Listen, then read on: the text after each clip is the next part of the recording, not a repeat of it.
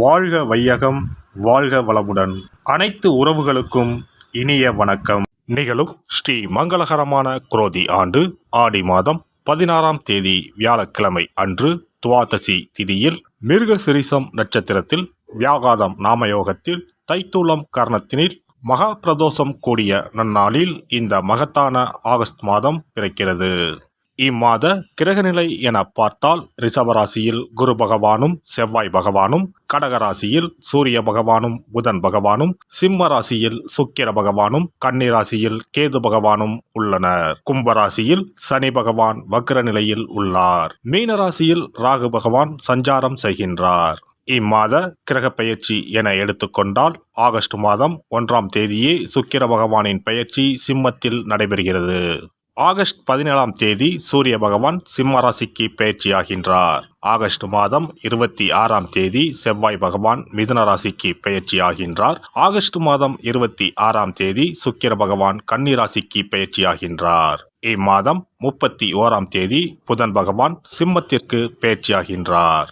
இந்த கிரகங்களின் சஞ்சாரம் மற்றும் இடப்பெயர்ச்சியால் உங்கள் ராசிக்கு இம்மாதம் என்னென்ன பலன்கள் கிடைக்கப் போகின்றது என்பதனையும், அசுப பலன்கள் ஏற்படுமாயின் ராசிக்காரர்கள் செய்ய வேண்டிய பரிகாரம் என்ன, வழிபட வேண்டிய தெய்வம் யார் என்பதனையும் காண்போம். உங்கள் வாழ்வில் வளமும் நலமும் செல்வ செழிப்பும் பெற்று வாழ்வில் உயரிய நிலையை அடைய எல்லாம் வல்ல எம்பெருமானை வேண்டி விரும்பி கேட்டுக்கொள்கிறேன். ரிஷபராசி அன்பர்களே, இந்த மாதம் எதிலும் அவசரப்படாமல் நிதானமாக முடிவு எடுப்பது நன்மை தரும். உடல் ஆரோக்கியத்தில் முன்னேற்றம் ஏற்படும். மனதில் இருந்த குழப்பம் கவலை நீங்கும். தைரியம் உண்டாகும். வீடுமனை சம்பந்தமான காரியங்கள் அனுகூலம் தரும். தொழில் வியாபாரத்தில் எதிர்பார்த்த லாபம் கிடைத்தாலும் செலவும் அதிகரிக்கும். புதிய ஆர்டர்கள் பெறுவதற்கு கூடுதல் கவனம் செலுத்த வேண்டியிருக்கும். உத்தியோகத்தில் இருப்பவர்கள் தயக்கத்துடன் தங்களது பணிகளை செய்ய வேண்டியிருக்கும். எந்திரங்களை இயக்குபவர்கள் கவனமாக இருப்பது நல்லது. குடும்பத்தில் இதமான சூழ்நிலை நிலவும். கணவன் மனைவிக்கு இடையில் இருந்த கருத்து வேற்றுமை நீங்கும். பிள்ளைகளிடம் கவனமாக பேசுவது நல்லது. உறவினர்கள் வருகை இருக்கும். சொத்துக்கள் வாங்க எடுக்கும் முயற்சிகள் தாமதப்படும். அக்கம் பக்கத்தில் உள்ளவர்களிடம் இருந்து வந்த மனக்கசப்புகள் அகலும். பெண்களுக்கு எடுத்த முடிவை நிறைவேற்றுவதில் கண்ணும் கருத்துமாக இருப்பார்கள். எதிர்பார்த்த உதவிகள் தாமதப்படும். மாணவர்களை பொறுத்தவரை கல்வியில் வெற்றி பெற மிகவும் கவனமாக பாடங்களை படிக்க வேண்டும். மனக்குழப்பம் நீங்கி தெளிவான சிந்தனை மேலோங்கும். கலைத்துறையினருக்கு சில அத்தியாவசிய தேவைகளுக்கு செலவு செய்ய பண பற்றாக்குறையை சந்திக்கலாம். சனி சஞ்சாரத்தால் ஒரு பிரச்சனை முடிந்ததும் இன்னொரு பிரச்சனை உருவாகலாம். அரசியல் துறையினருக்கு எடுத்த காரியங்களில் உடனே வெற்றி ஏற்படும். சில காரியங்களில் தாமதமாக வெற்றி உண்டாகும். உங்கள் விடாமுயற்சிதான் உங்களுக்கு வெற்றியை தேடித்தரும்.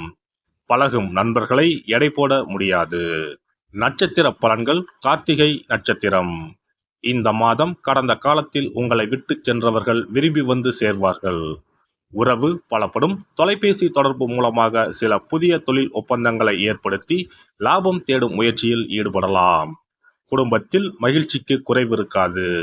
சுப நிகழ்ச்சிகள் நடைபெறும். ரோகிணி நட்சத்திரம். இந்த மாதம் சில அத்தியாவசிய தேவைகளுக்கு செலவு செய்ய பண பற்றாக்குறையை சந்திக்கலாம். ஒரு பிரச்சனை முடிந்ததும் இன்னொரு பிரச்சனை உருவாகலாம். ஆனாலும் மகிழ்ச்சியாக இருப்பீர்கள். உங்கள் பிரச்சனைகள் எவ்வளவு இருந்தாலும் தோல்வியும் தோய்வும் இல்லாமல் சமாளித்து ஜெயிக்கலாம். மிருகசிரிசம் நட்சத்திரம். இந்த மாதம் எடுத்த காரியங்களில் உடனே வெற்றி ஏற்படும். உங்கள் விடாமுயற்சிதான் உங்களுக்கு வெற்றியை தேடித்தரும். பழகும் நண்பர்களை எடை போட முடியாது. வெளுத்தது எல்லாம் பால் என்று நம்பும் உங்கள் பெருந்தன்மையை கொஞ்சம் ஒதுக்கி வைக்கவும். வெள்ளிக்கிழமை அன்று அம்மனுக்கு அர்ச்சனை செய்து வணங்க கஷ்டங்கள் நீங்கி வாழ்வில் சுகம் உண்டாகும். சிறப்பு தொகுப்பு. கண் திருஷ்டிகள் அகன்று தடைப்பட்டு கொண்டிருக்கும் காரியங்கள் நிறைவேற செய்ய வேண்டிய பரிகாரம் என்ன என்பதனை பற்றி காண்போம். வாழ்க்கையில் நல்ல நிலையில் இருந்தவர்கள் கூட திடீரென்று பொருளாதாரம் இழந்து மன கஷ்டங்களுடன் வாழும் நிலை ஏற்படும். இந்த நிலை எதனால் ஏற்பட்டது என்று ஆராய்ந்து பார்த்தால் பெரும்பாலும் அவர்களின் மீதான கண் திருஷ்டிதான் காரணமாக இருக்கும்.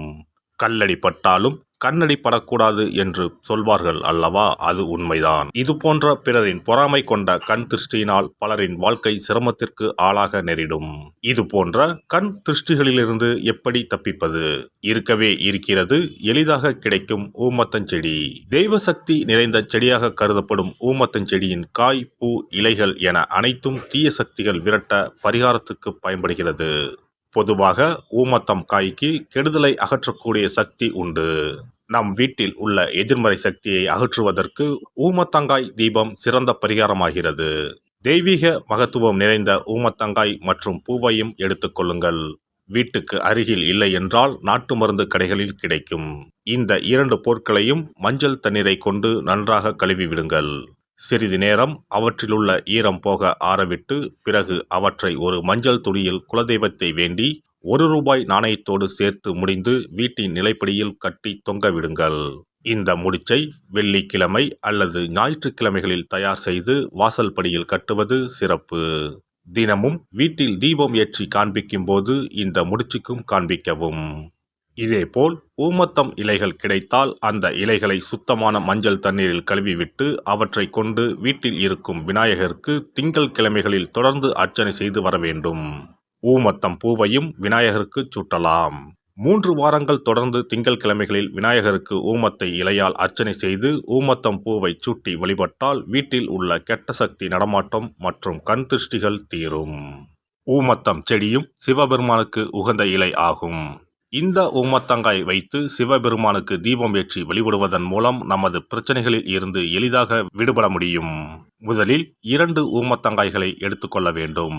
அவற்றின் மீது முட்கள் இருப்பதால் மிகவும் கவனமாக கையாள வேண்டும். ஊமத்தங்காயின் காம்பு பகுதிகளை வெட்டி கொண்டு கத்தியை பயன்படுத்தி ஊமத்தங்காயின் உள்ளே இருக்கும் விதை பகுதியை முழுவதுமாக நீக்கிவிட வேண்டும். பின்னர் 2 அகல் விளக்குகள் மற்றும் விளக்கு வைப்பதற்கான 2 தட்டுகளை எடுத்து சுத்தம் செய்து அவற்றிற்கு மஞ்சள் குங்குமம் போட்டு வைத்துக் கொள்ள வேண்டும். பின்னர் 2 தட்டின் மீதும் ஒவ்வொரு அகல் விளக்கை வைத்துக் கொள்ள வேண்டும். அதன் பிறகு எப்போதும் பூஜை செய்வதற்கு வைப்பது போன்ற வெத்தலைப்பாக்கு, பழம் போன்றவற்றை வைத்துவிட்டு 2 விளக்குகளையும் ஏற்றி சிவபெருமானை மனதார வேண்டிக் கொள்ள வேண்டும். எனக்கு இருக்கும் பிரச்சனைகள் அனைத்தும் தீர்ந்து இன்பமான வாழ்க்கை கிடைக்க வேண்டும் என வேண்டிக் கொள்ள வேண்டும். இந்த பூஜையை வெள்ளிக்கிழமை அன்று தொடங்கினால் தொடர்ந்து 9 வெள்ளிக்கிழமைகள் செய்ய வேண்டும். ஊமத்தங்காயின் மீது எவ்வாறு முட்கள் இருக்கிறதோ அதுபோல நமது வாழ்க்கையில் இருக்கும் முட்கள் போன்ற பிரச்சனைகளை அவை தீர்த்து வைக்கின்றன. இந்த பூஜையை நாம் தொடர்ந்து செய்து வருவதால் நம் மீது இருக்கும் கண் திருஷ்டிகள் அகன்றுவிடும். தீராத துயரங்கள் தீர்ந்துவிடும். பணம், நகை நம்மிடம் பெருகி வரும். சிலருக்கு கையில் சுத்தமாக பணம் இருக்காது. வறுமை தாண்டவமாடும். கடன் தொல்லையால் கஷ்டப்படுவார்கள். பண பிரச்சனையில் சிக்கி கொண்டிருப்பவர்கள் இந்த தீபத்தை ஏற்றினால் 3 வாரங்களில் நல்ல பலனை பெற முடியும். தொழிலில் நல்ல முன்னேற்றம் இருக்கும். கடன் பிரச்சனைகள் தீரும். உறவினர்களிடையே பகைமை இருந்தால் அவையும் மறைந்துவிடும். நோய்வாய் உள்ளவர்கள் இந்த தீபத்தை ஏற்றுவதன் மூலம் நல்ல பலனை பெற முடியும். பொதுவாகவே எந்த பரிகாரம் என்றாலும் அதை முழு நம்பிக்கையுடன் செய்தால் மட்டுமே முழு பலன் கிடைக்கும் என்பதை நினைவில் கொள்ளுங்கள்.